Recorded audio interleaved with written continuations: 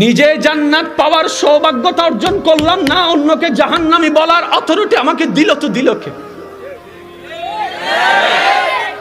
একজন ইমামকে ডেকে জিজ্ঞেস করেন, হুজুর আপনি তো 5 ওয়াক্ত নামাজ পড়ান, বুকে হাত রেখে বলেন আমি জান্নাতি। হুজুরের মুখ কাঁপবে। আল্লাহ বলে মিসকাল যাররা, মিসকাল যাররা, মিসকাল যাররা।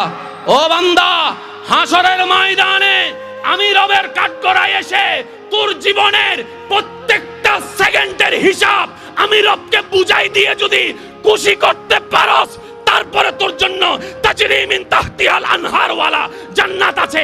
এর আগে তুই জান্নাত পাবি না। এবার বলেন জান্নাত কে পাবে?